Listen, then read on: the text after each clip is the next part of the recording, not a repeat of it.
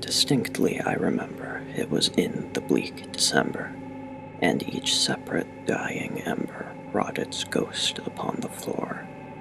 Eagerly I wished the morrow, vainly I had sought to borrow from my books surcease of sorrow, sorrow for the lost Lenore, for the rare and radiant maiden whom the angels name Lenore, nameless here forevermore. And the silken, sad, uncertain rustling of each purple curtain thrilled me, filled me with fantastic terrors never felt before, so that now, to still the beating of my heart, I stood repeating, "'Tis some visitor entreating entrance at my chamber door, some late visitor entreating entrance at my chamber door. This it is, and nothing more." Presently my soul grew stronger, hesitating then no longer. "Sir," said I, "or madam, truly your forgiveness I implore. But the fact is I was napping, and so gently you came rapping, and so faintly you came tapping, tapping at my chamber door, that I scarce was sure I heard you." Here I opened wide the door. Darkness there, and nothing more. Back into the chamber turning, all my soul within me burning. Soon again I heard a tapping, somewhat louder than before. "Surely," said I, "surely, that is something at my window lattice. Let me see, then, what thereat is, and this mystery explore. Let my heart be still a moment, and this mystery explore. 'Tis the wind, and nothing more." Open here I flung the shutter, when with many a flirt and flutter, in there stepped a stately raven of the saintly days of yore.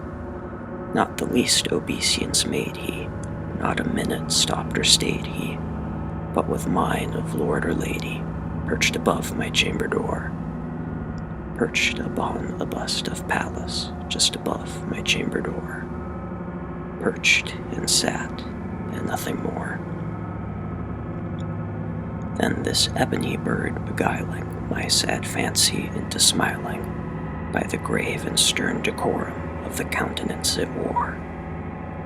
"Though thy crest be shorn and shaven, thou," I said, "art sure no craven, ghastly, grim, and ancient raven, wandering from the nightly shore. Tell me what thy lordly name is on the night's Plutonian shore." Quoth the raven, "Nevermore." Much I marveled this ungainly fowl to hear discourse so plainly, though its answer little meaning, little relevancy bore, for we cannot help agreeing that no living human being ever yet was blessed with seeing bird above his chamber door, bird or beast upon the sculptured bust above his chamber door, with such name as Nevermore. Then methought the air grew denser, perfumed from an unseen censer, swung by seraphim whose footfalls tinkled on the tufted floor. "Wretch," I cried, "thy God hath lent thee, by these angels he hath sent thee, respite, respite, and nepenthe from the memories of Lenore. Quaff, oh quaff this kind nepenthe, and forget this lost Lenore." Quoth the raven, "Nevermore." "Prophet," said I, "thing of evil, prophet still, if bird or devil, by that heaven that bends above us, by that God we both adore, tell this soul with sorrow laden, if, within the distant Aidenn, it shall clasp a sainted maiden, whom the angels name Lenore, clasp a rare and radiant maiden, whom the angels name Lenore." Quoth the raven, "Nevermore." "Be that word our sign of parting, bird or fiend," I shrieked, upstarting.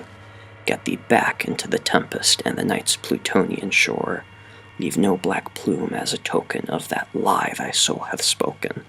Leave my loneliness unbroken. Quit the bust above my door. Take thy beak from out my heart, and take thy form from off my door."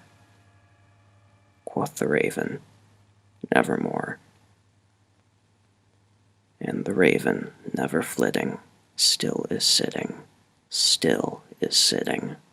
on the pallid bust of Pallas, just above my chamber door, and his eyes have all the seeming of a demon's that is dreaming, and the lamplight o'er him streaming throws his shadow on the floor, and my soul from out that shadow that lies floating on the floor shall be lifted nevermore.